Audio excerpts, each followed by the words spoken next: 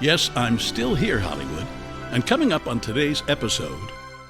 The movie that I went back to watch again, I remember watching it and loving it the first time I saw it in the theater, was Flashdance. Mm-hmm. I bet that's the movie most people talk to you about. Absolutely, yeah. It was huge. I'm still recognized by what used to be young girls and now are grandmas and say, nothing wrong with that. I remember you in Flashdance. You were such a handsome young man, and you had dark hair. Well, and I said, so did you. I was told that the chances were better of not going to Vietnam if you enlisted. So that's why I enlisted. And I was given all of the GI, the uniform, everything. I have large feet. I wear size 16 shoe. I know. Now, so I'll take a look. And they could not equip me with boots. And I eventually got an honorable discharge because they could not equip me with boots. So I have been forever grateful for having big feet. The huge momentum that Flashdance created. You want to keep the momentum going. Hopefully, when you have one big hit, you want to follow it up with something else, something equally good or better, just to keep you out there. And that did not happen. You also worked with Anna Nicole Smith, didn't you? Were you surprised at all by her passing? Not really, no. She was troubled, so no, I was not really surprised. There are films that define a mood. There are films that create a fashion. And there are films that catapult its actors onto stardom. Some films are flash in the pan, but only one film was a flash in a dance. This is Still Here Hollywood. I'm Steve Kmetko. Join me with today's guest from Flashdance, Michael Nouri. If you'd like to be more involved with us at Still Here Hollywood, you definitely can. Just visit patreon.com/stillherehollywood. You can support us for as little as $3 a month. Then you can see who our upcoming guests will be and submit questions for them. You can even tell us what stars you want us to have on as guests. You'll also get exclusive behind-the-scenes info, pics, video, and more. Again, that's patreon.com/stillherehollywood. Hello, Michael. Hello. Thanks for joining us. It's my pleasure. Thank you. What was your first movie?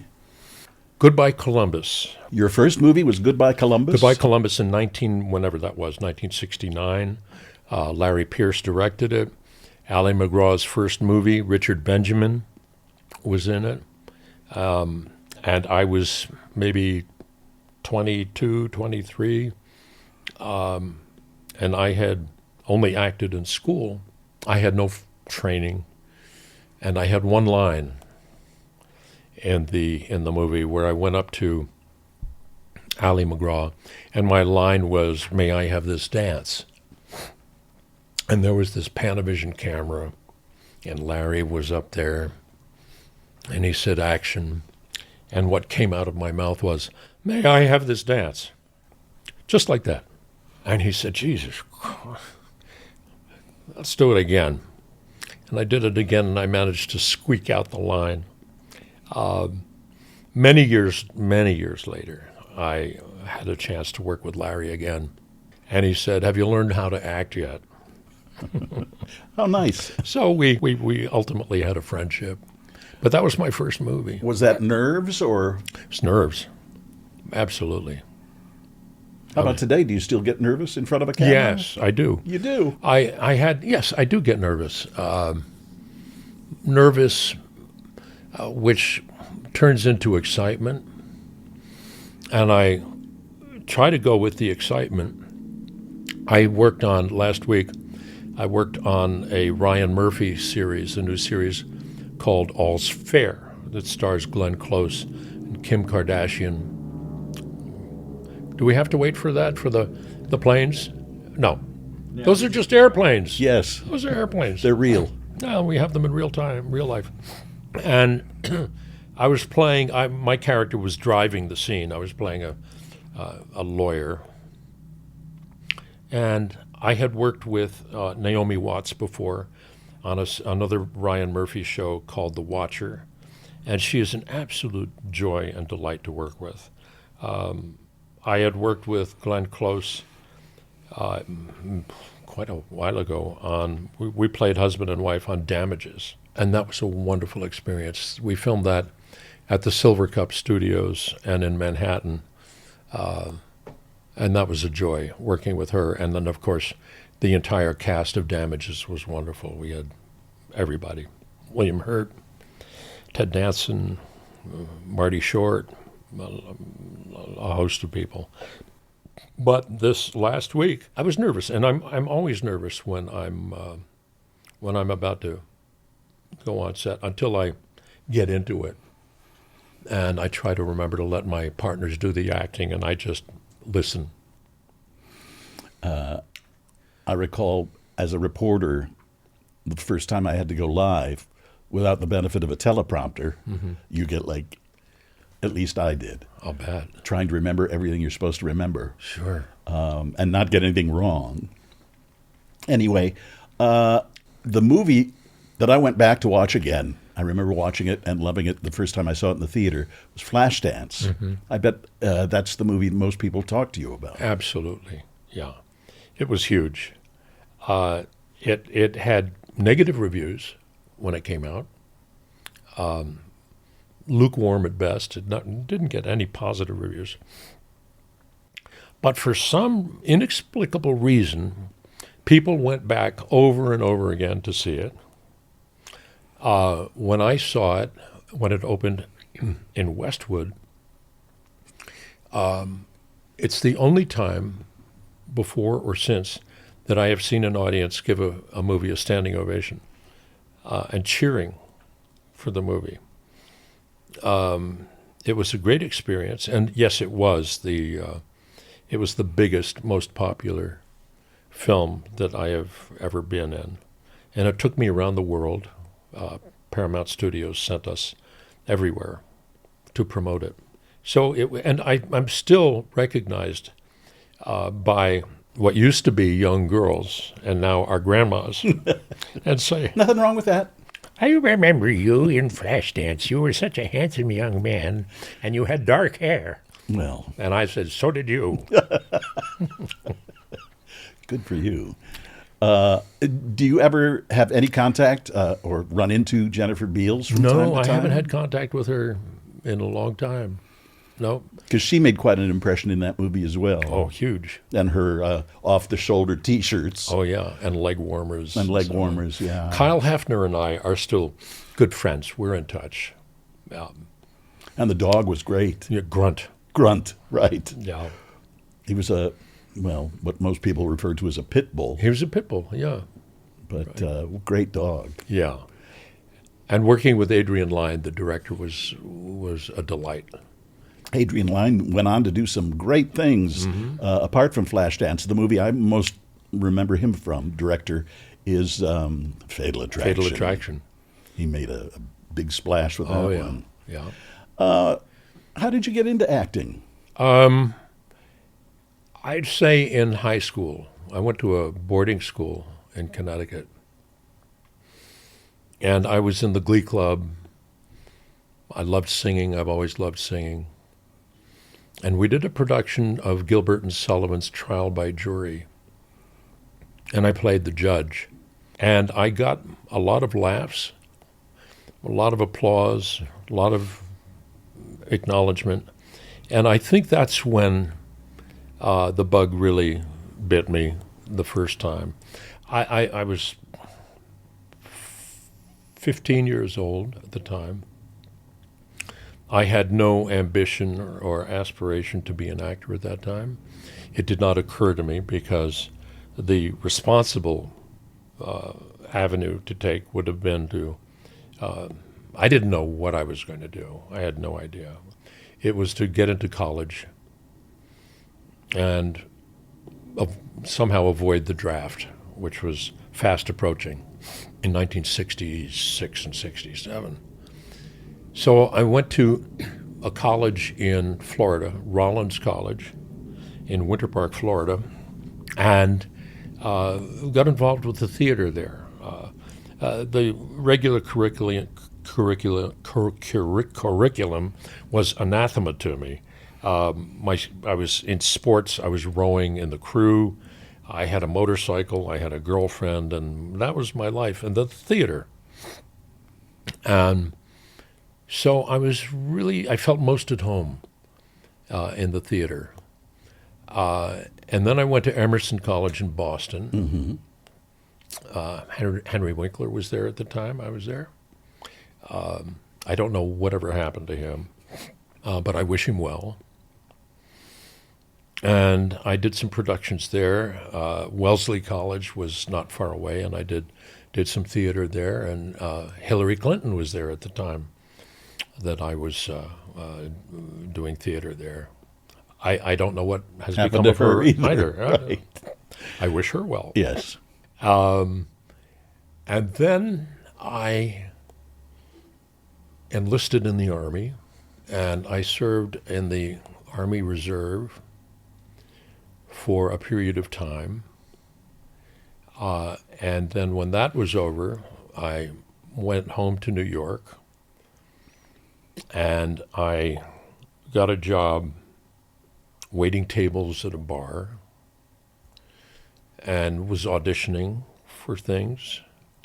And my dad used to come into the bar occasionally and leave me a huge tip. He would order a hamburger and leave a big, big tip. Like, I remember he left me a $50 bill one time. And I auditioned for a play called 40 Carats, C-A-R-A-T-S. Was that Neil Simon? No, Abe Burrows. Abe Burrows. And a stage manager named Jimmy or James Burrows. I don't know whatever happened to him. We wish him well. And I got the role of the understudying the lead, opposite Julie Harris, Nancy Marchand, Murray Hamilton, Franklin Cover, wonderful, wonderful people, wonderful actors. And then I inherited the lead role, and played that opposite Julie Harris for several months. And that was a very special time working with her. And talk about nerves. On opening night, the front row was Katharine Hepburn. I think that maybe Stella Adler was there, Paul Newman, Joanne Woodward. And I was... Bunch of no names. Yeah, I don't know what happened to her. And I was so stricken with nerves. I could not, and I had the first line, and I couldn't remember. I was completely blocked. I couldn't remember my first line. And I went from, and it was a very dangerous thing to do. The music was playing, the curtain was about to go up, and I crossed the stage and went to Julie, and I said, I can't remember my first line. And she told me what the first line was. And I said, I'm so nervous. And she said, Michael, I just finished throwing up in my dressing room. And that gave me some comfort. And I got through it somehow. Well, I'll tell you how. She carried me through it. She is such an amazing actor, an amazing presence, that all I had to do was listen to her and follow her lead. And that's how I got through it. I saw her and interviewed her when she was here in Hollywood for a production of Driving Miss Daisy with Brock Peters, the two of them together on stage in a very small theater. It was the Henry Fonda Theater. I don't know what they call it now, if it's the same thing. But she was as cool as a cucumber backstage. I want to go back to one thing you said. You were worried about being drafted, but yet you enlisted. Mm-hmm. How did that work? The reason for that was I was told that the chances were better of not going to Vietnam if you enlisted. So that's why I enlisted. And I was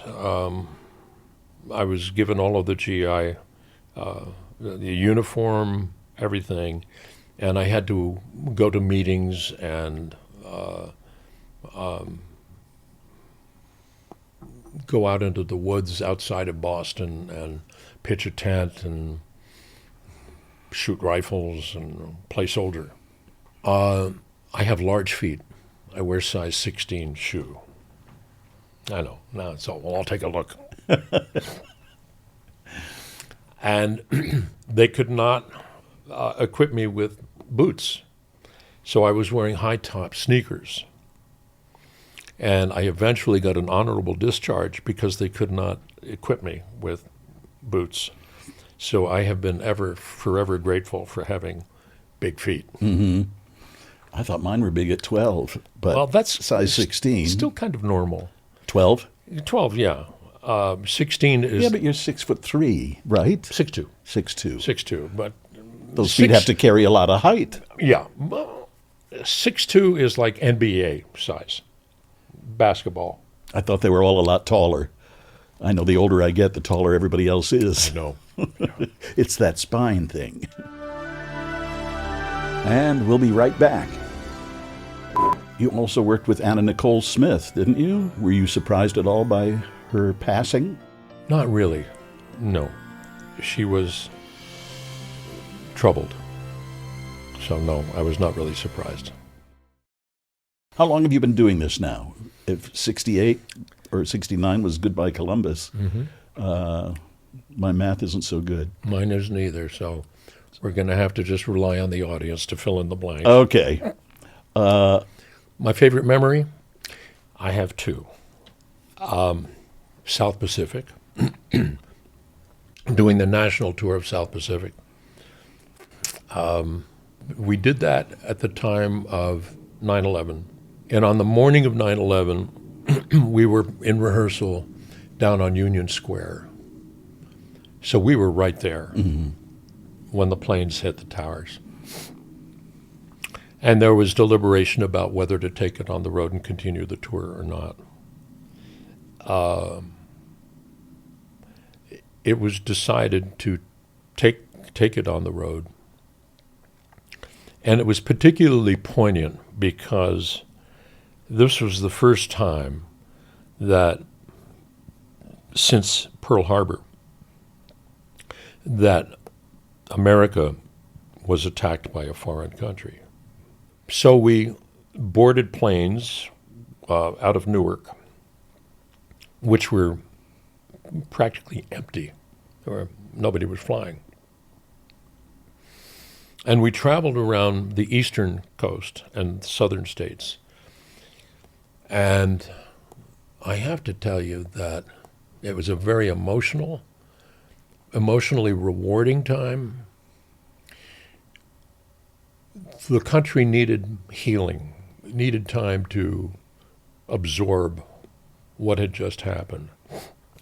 So at the end, I asked the producers if we might sing God Bless America at the curtain. He consented. And after every performance, the audience would stand and lock arms or put their arms around each other, and we would sing with the orchestra, God Bless America. A lot of tears were shed. And then we did a collection for the areas that were affected by 9/11.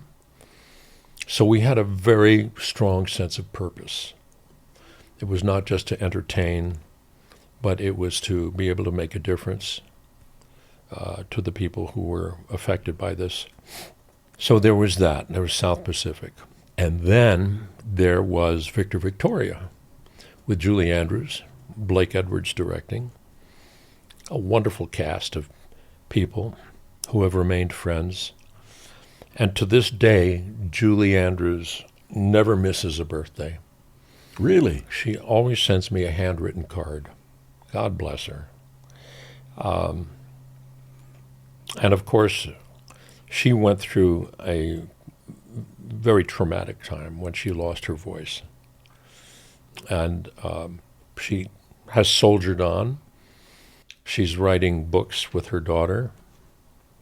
And she's just heroic. She's such a classy lady, too. Oh, she's amazing. And I had to kiss her several times, 8 times a week.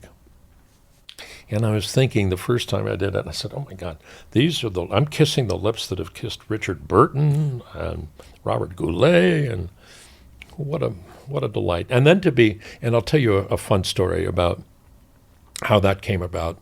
I was doing South Pacific in Long Beach with Sandy Duncan. And this is before Victor Victoria. And I stopped off at a restaurant in Westwood to pick up some lunch. It was a matinee day on a Wednesday. And I was approached by a guy who introduced himself. He said, my name is Tony Adams. I said, nice to meet you. He said, have you ever met Blake Edwards? And I said, no, I haven't, but I'm a big, big fan, especially of the Pink Panthers. He said, may I introduce you? And I said, absolutely. So we crossed the room. Blake was sitting at a table, and nice to meet you. And I said, well, it's a joy to meet you. He said, do you sing? And I said, does your dog bite?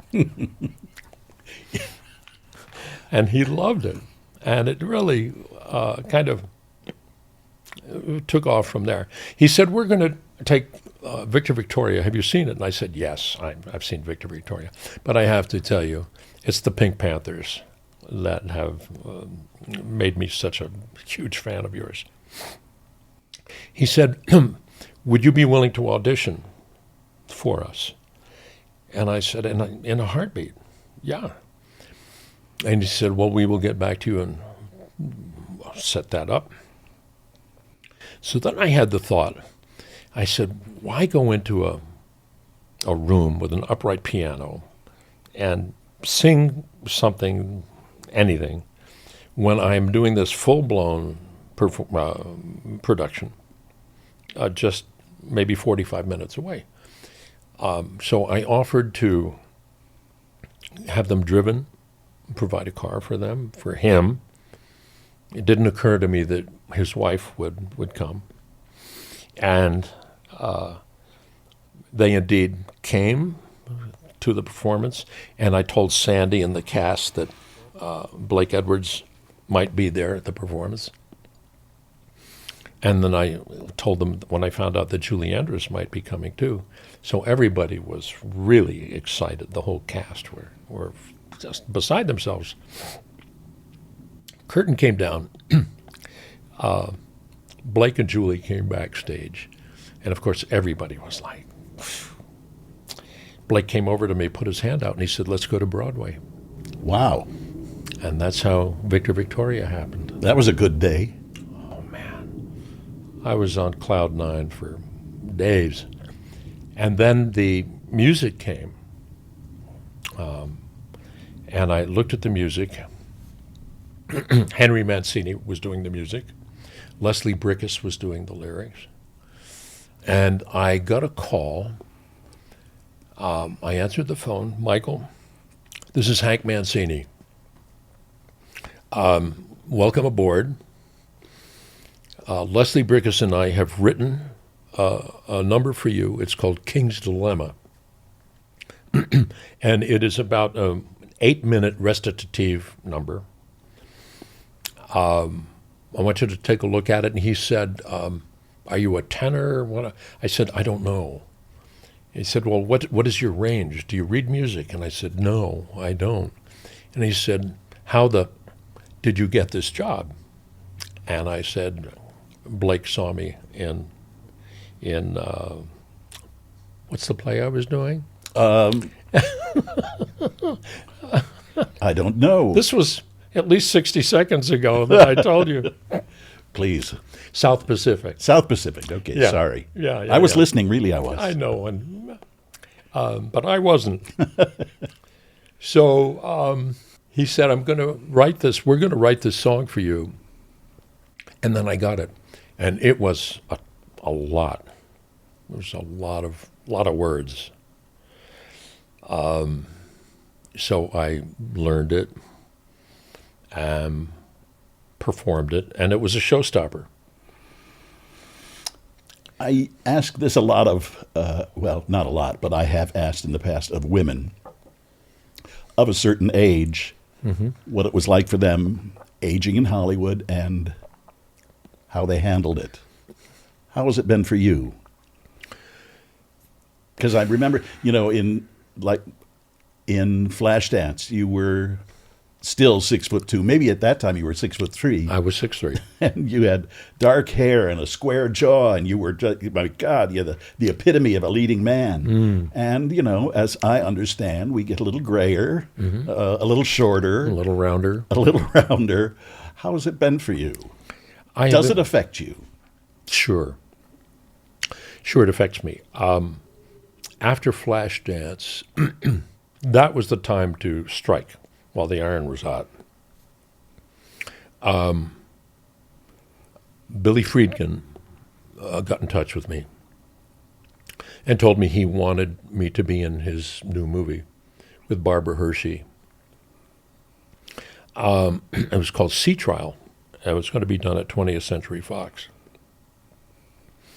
And Fox went into turnaround, and that movie was shelved. So the momentum from Flashdance was dissipated. But while I was in Tokyo promoting Flashdance, I got a call from my agent who said that Stephen Bochco was interested in having me be in a series of his called Bay City Blues. And Bay City Blues lasted for 13 episodes. It had an unknown, wonderful actors, including an unknown actor named Sharon Stone. Don't know whatever happened to her. We wish her luck. So my point is that the momentum, the huge momentum that Flashdance created, you want to keep the momentum going. Hopefully, when you have one big hit, you want to follow it up with something else, something equally good or better, just to keep you out there. And that did not happen. So I went from Bay City Blues to a succession of TV shows, independent movies, and so on. But nothing of the magnitude of Flashdance. Now, to answer your question, if I can remember it, it is definitely a psychological and emotional adjustment because the offers don't come in as frequently. Fortunately, as a man, the opportunities are more frequent than they are for women of a certain age. And I'm very grateful for that. I'm now playing where I used to be leading man. I now went through a period of playing dads, now granddads, senators, statesmen, and so on, which I am very grateful for. The phone is still ringing. I have wonderful agents who are keeping me out there. You've worked pretty much nonstop since the beginning of your career. Yeah. Very, very fortunate. I just did an audition for Bradley Cooper's new movie. People say, "You have to audition?" And the answer is yes. Yes, I do. And I'm willing to do that. I have to put my ego aside and just be grateful for what comes my way. And hopefully your nerves aside. I'd like to ask you about, I have a list of people you've acted with. And I'd just like some quick responses, thumbnail responses. Diane Cannon. Diane and I we did work together. We did a movie called Boynton Beach Club. She's a hoot. She was great. Yeah. Okay. Jacqueline Smith. Worked with Jacqueline. I don't remember. You can help me out with. Were you one of the Charlie's Angels? Yes, I was all of them. Yeah. I don't remember the name of the show, but yes, we worked together, and she was a delight to work with. Jean Smart. Worked with Jean Smart. We played, I think, husband and wife on a show. I don't remember the name of it. Angela Lansbury was in that show. And that was I think it was just a pilot. It didn't become a series. And we'll be right back. It made over $200 million, I think, that movie, which in that day and time was a lot of money. Yeah, I'm not surprised that they made that much money because I only got $75,000. That's not bad. And so did Jennifer. We got the same deal. You also worked with Anna Nicole Smith, didn't you? Were you surprised at all by her passing? Not really. No. She was troubled. So no, I was not really surprised. You also worked with Anna Nicole Smith, didn't you? I did. It was an independent movie. Yep. Were you surprised at all by her passing? Yes. What was I surprised at her passing? Not really. No. Because she was troubled. So no, I was not really surprised. Yeah, I remember I interviewed her once, and I remember she had a lot of handlers. Mm-hmm. That's right. Yeah. Because I think they had to kind of rein her in from time to time. Mm-hmm. And I don't want to say anything that might be... As I saw in a movie recently, a character said, "Ladies, I don't repeat gossip, so listen carefully." I like that. Yes. Actually, that was in the Menendez Brothers. Oh, another series. Ryan Murphy show. Yes, he's doing well these days. Yeah. The soundtrack from Flashdance with Irene Cara sang the main song. Mm-hmm. Were you tapping your feet when you first heard that? Sure. Yeah. Sure. I remember going out to Malibu to the producer's home, the producer who was married to Barbra Streisand. John Peters. John Peters, thank you. And they had it was on a Saturday afternoon, and they're having a huge celebration. And they kept playing What a Feeling over and over and over again. And yes, of course, that was another loss, Irene Cara. Yeah. Yeah. Very unexpected. Yeah. And just for clarification's sake, I don't think John Peters ever married Barbra Streisand, but they were an item for a long time. Oh, I see. Okay. It made over $200 million, I think, that movie, which in that day and time was a lot of money. Yeah, I'm not surprised that they made that much money because I only got $75,000. That's not bad. And so did Jennifer. We got the same deal. Oh, that's nice. But at that time, in 82, 83, that was meaningful, especially coming from New York, doing a play off Broadway. And I'll tell you, I was doing this off Broadway, and I got a call from my agent saying that, oh gosh, what's his name? Sam Peckinpah wanted to meet me for a movie that he was doing called The Osterman Weekend. So I had to fly myself out here to Los Angeles to meet him. And a great guy. And he said, "You don't have to do anything." He said, "I can tell just by meeting you that I would love you to be in my movie." I was so thrilled because he was a hero of mine. That afternoon, I got a script called Flashdance. "Please read this tonight, Michael. They would like to meet you tomorrow, Friday, at Paramount Studios." I read it, and I liked it more than The Osterman Weekend. And I thought, damn.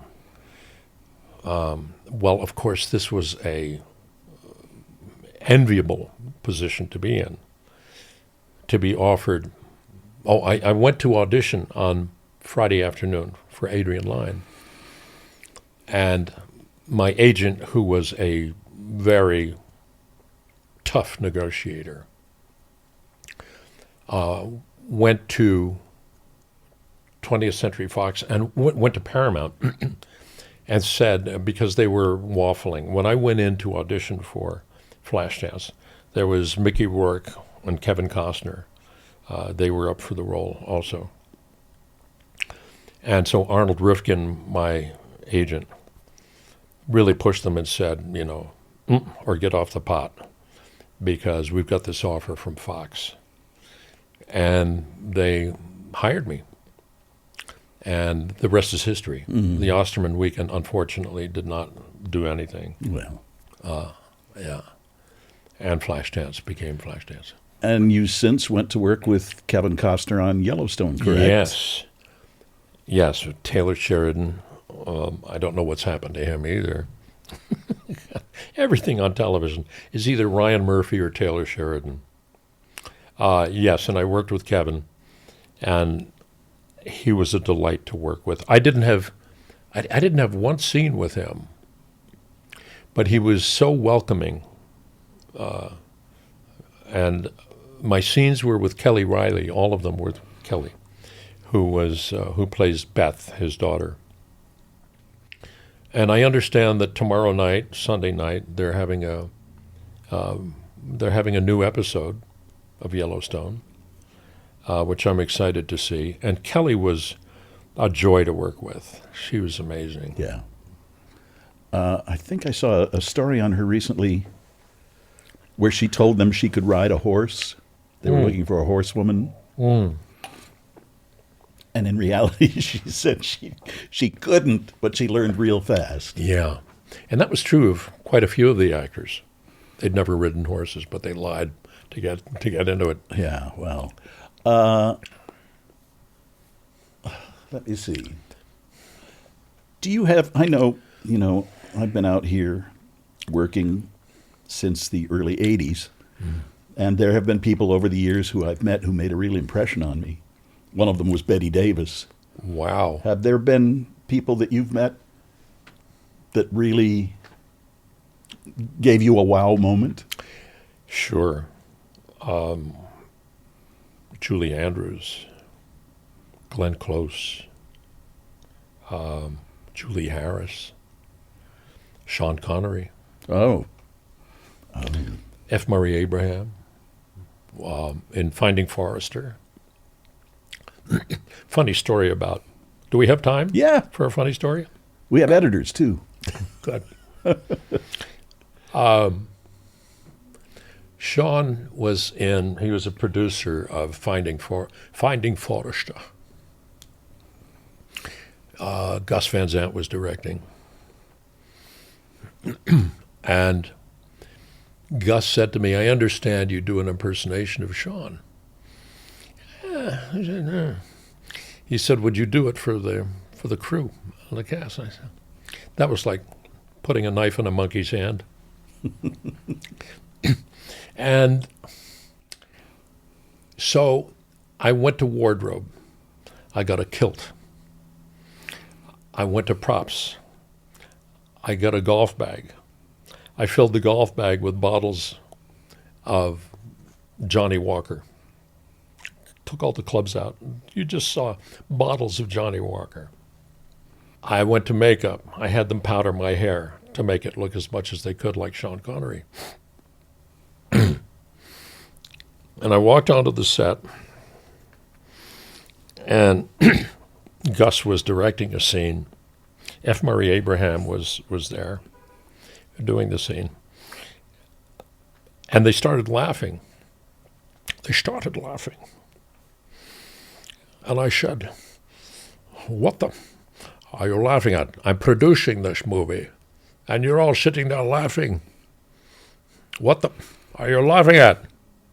And they couldn't stop laughing. They were really getting a kick out of it. And Murray was laughing too. And they wouldn't stop laughing. And all of a sudden, behind me, I hear, so Mr. Nouri, having fun at my expense, are we? And I turned around and I said, who the are you?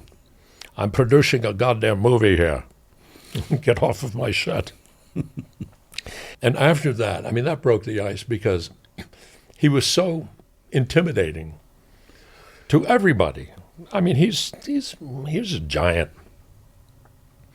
But that really broke the ice, and we had a few jovial moments together. And so, yes, I was awed by him. Did he like your impersonation? Yes. Of course. I tried to get an interview with him once. I'll tell this story. I was in Vancouver, and I was working for CBS, and we were doing a series of reports on how production was moving to Canada. And we were in Vancouver to shoot, I forget which television show, Wise Guys, one of the shows that shot up there, and MacGyver shot up there. So we were up there doing this, and we were staying at a hotel, and one morning at breakfast, Sean Connery was sitting at another table. And I thought, wow, if we could get him for this series, that'd be great. So I went up and asked him, Mr. Connery, you know, we're up here for CBS News doing a series, and I would love to be able to talk to you about doing production up here. Didn't look up from his breakfast, didn't say a word, and I just kind of slunk away, whatever. Yeah, he was intimidating. Yes, yes. I didn't want him to get angry, so I just, okay.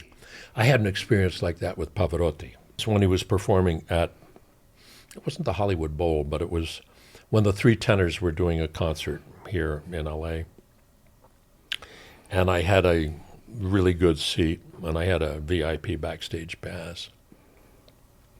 And after the concert, I saw him sitting by himself, eating a bowl of pasta. And I just stupidly, selfishly, because it was all about me, getting to acknowledge the maestro. That was a big lesson for me. I walked up to him and I said, Maestro, may I congratulate you and thank you? And he turned, and it was like slow motion, as if to say, beat it, kid. Without saying a word. It just went back to his pasta. Yeah. And I thought, lesson learned, Michael, to respect somebody that you admire and respect. Right. Give them be respectful. Well, as long as you don't, linger, don't beat a dead horse. Speaking of which, is there a reason, just out of curiosity, why you don't speak to Jennifer Beals anymore? Or I don't want to make it sound like you don't speak to each other. Has the occasion just not arisen? Occasion has not arisen. No.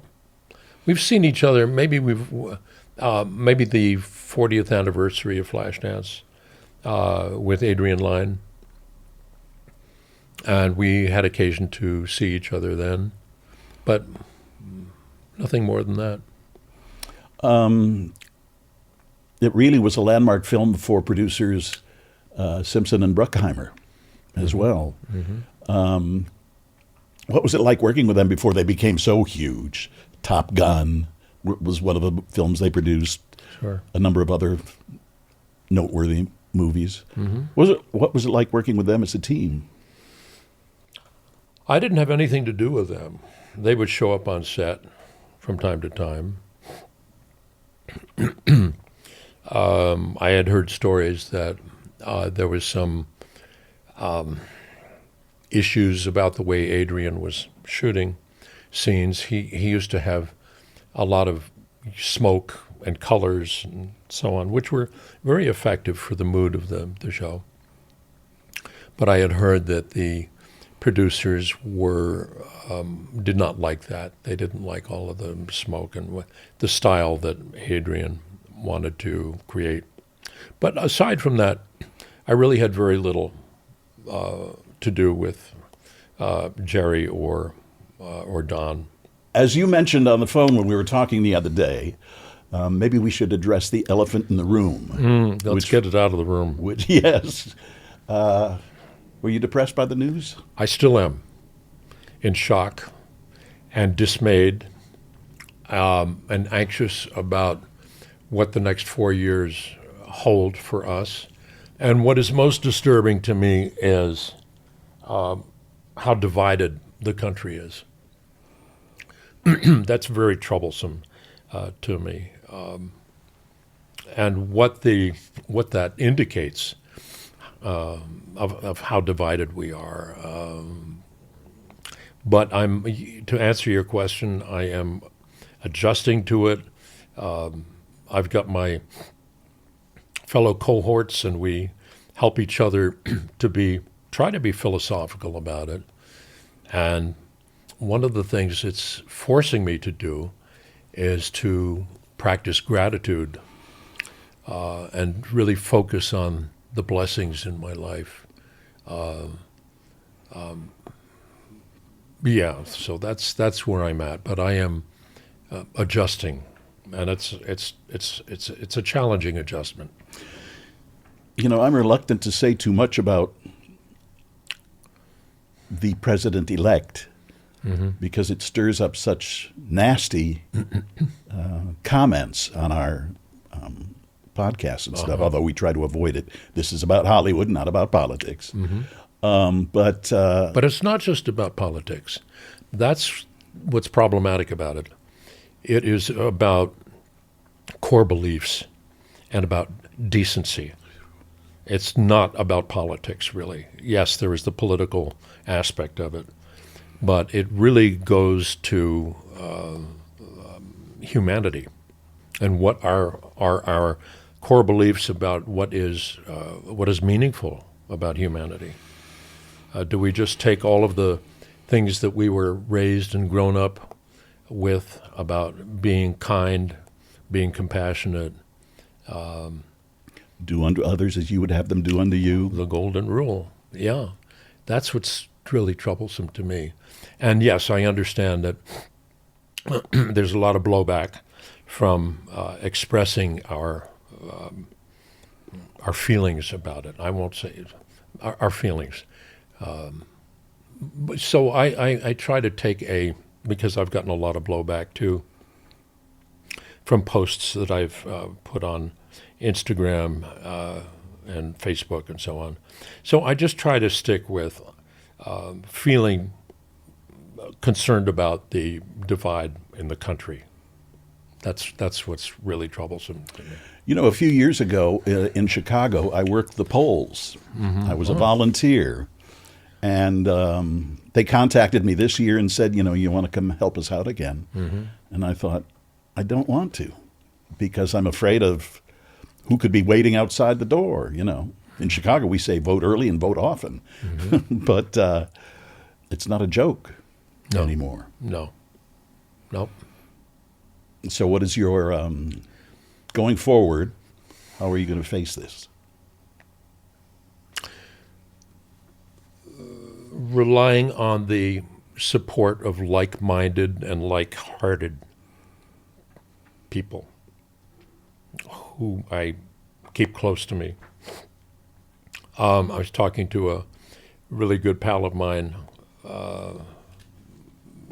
last night at a dinner, and he told me that he spent the following day eating a pint of ice cream and a pizza and not being able to get out of bed.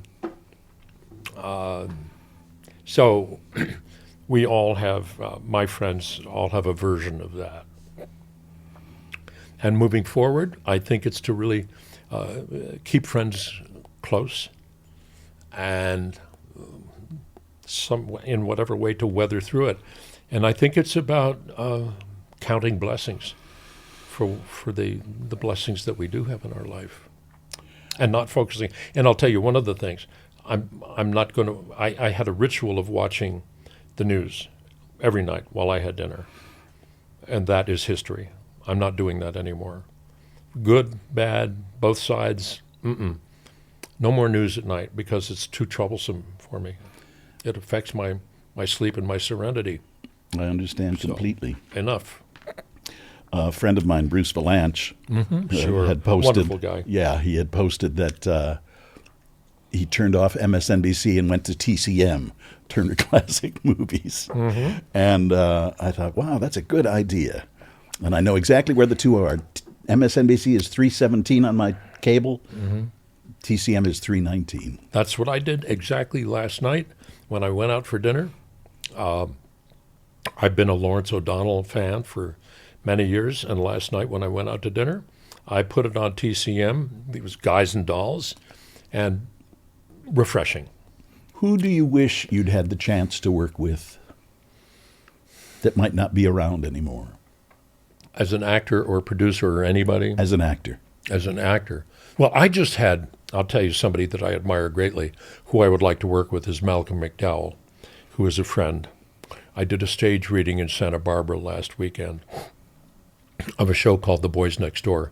And Malcolm very graciously came because he lives nearby. And he came. But he's still very much alive and very much working a lot. God bless him. People who are gone, nobody comes to mind. Who would I have loved to work with? Well, I worked with Bill Hurt. He was wonderful. I can't think of anybody. Yeah. Can you think of Charlie? Can we say hello to Charlie before we wrap this up? Charlie, my buddy. Yes, you know your name. This is Charlie, my little buddy, my heart on four legs. That's who Charlie is. Oh, he's a great dog. Oh, he's so wonderful. Very quiet and very peacefully sitting there. Yeah, he's a peaceful boy. We meditate together every day. I've been meditating for over 50 years. I don't like to leave the house without doing it, especially these days. Yeah. Well, thank you very much for coming by. Oh, that's a nice watch. thank you. That was a birthday present to myself for my 60th birthday. Oh, caught Thank you. my eye. Yeah. Thanks very much for coming by. It was good talking to you. It's my pleasure. And, I really enjoyed this. I enjoyed talking to you. Thank you. Continued Great success. questions. You had really, you're a wonderful interview. Thanks. I just want to have a conversation with people. That's a wonderful conversation, yeah. I mean, you're not here to plug anything. You're not here. We don't have a big corporate backer like CBS, like I used to work for CBS or E! Entertainment. I remember, I know. And you always had to kind of, think of those people when you're, and what they might say. So anyway, I like just being able to sit and talk with people and let the public eavesdrop. That's a very good perspective to have. So, yeah, and I've really enjoyed this. I've enjoyed our time together today. Thank you. you. It's a nice way to spend a Saturday morning. Thank you. You're welcome. I think so too. And with that, we'll say goodbye. Until next time. Until next time. Thank you. Happy trails to you. Happy trails to you, too. Still Here Hollywood is a production of the Still Here Network. All things technical run by Justin Zangerly. Theme music by Brian Sanashin. And executive producer is Jim Lichtenstein.